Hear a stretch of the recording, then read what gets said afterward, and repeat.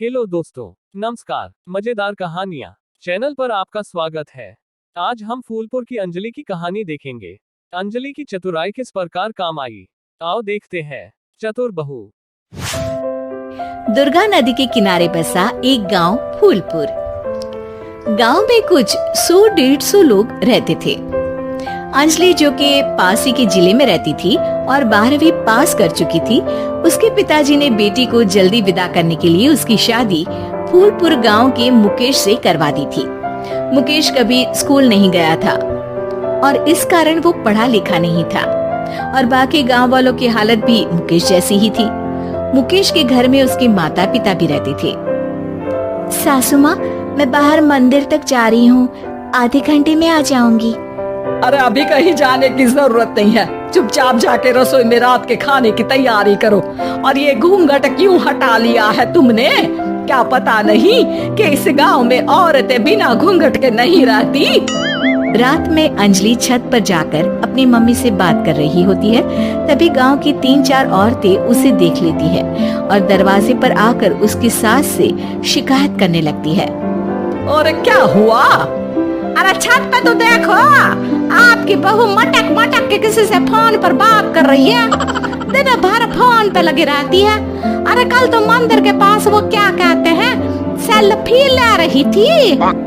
शहर की बहू रखना अच्छा शान की बात है, पर देखना इसके लक्षण से ये तो तुम्हारे परिवार को बदनाम ना कर दे।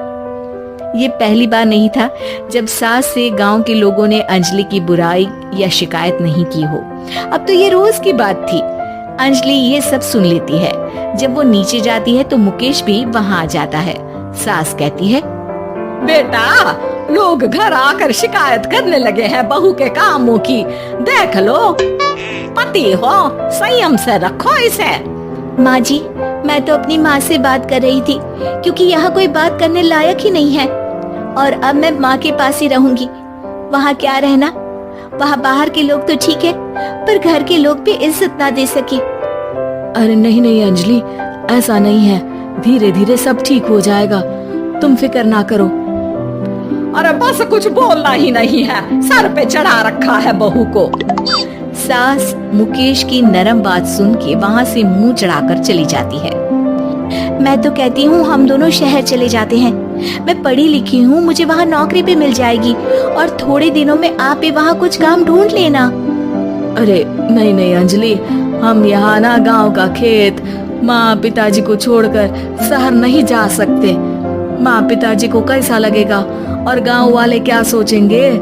ये कहकर मुकेश सोने चला जाता है और अंजलि की गांव वालों द्वारा बुराई का सिलसिला बहुत दिनों तक चलता ही रहता है। लेकिन अंजलि गुस्सा ना दिखाते हुए समझदारी से काम लेती है। बारिश का मौसम चालू हो जाता है। जोरदार बारिश से पूरे गांव में हाहाकार मच जाता है।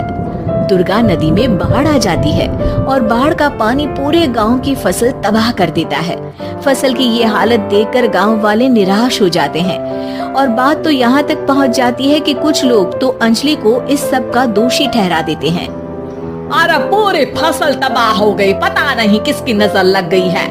अरे जब से चौधरी परिवार में ये शहर की बहू आई है ना, तब से ही गांव की शांति चली गई है।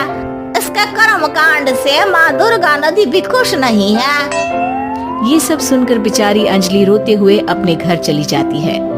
कुछ दिन बाद सभी गांव वाले अपनी फसल का मुआवजा लेकर अपने अपने घर आते हैं। मुकेश भी 1500 लेकर आता है।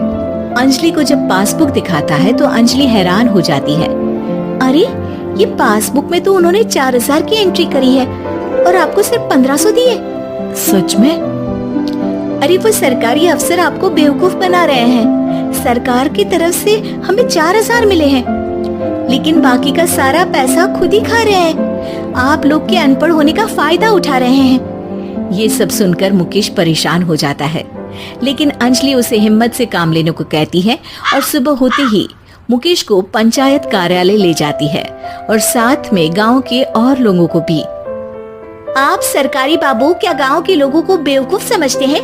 आपको क्या लगता है ये पढ़े लिखे नहीं है तो आप कुछ भी मनमानी करेंगे? ये बेचारे दिन रात इतनी मेहनत करते हैं, ये हमारे अन्नदाता हैं और आप इनके साथ ऐसा धोखा करते हैं।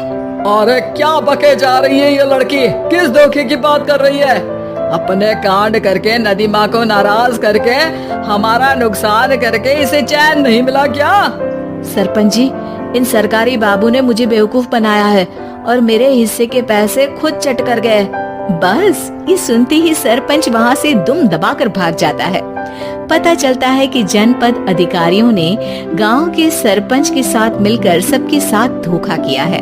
सब लोगों का विरोध शुरू हो जाता है और आखिर में अधिकारी सब गांव वालों के हिस्सों के बचे हुए पैसे उन्हें लौटा देते हैं और कई दिन तक सरपंच गांव में लौटता ही नहीं। अंजलि, तुम नहीं होती तो हम गांव वालों को तो पता ही नहीं चलता कि ये हमें हर बार बेवकूफ बनाते हैं। हाँ हाँ अंजलि बेटी, हमें माफ कर दो।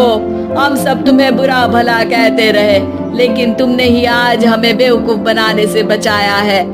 हमें तुम पर गर्व है बेटी। अब समझ आया कि सरपंच तुमसे नहीं, तुम्हारे पढ़े लिखे होने से नफरत करता था। क्यों ना इस बार हम अंजलि को ही सरपंच पद के लिए चुन ले? क्या कहते हो गांव वालों? पढ़ी लिखी सरपंच। बस पूरा गांव अंजलि के लिए ताली बजाता है और अंजलि की सास उसे खुशी से गले लगा लेती है।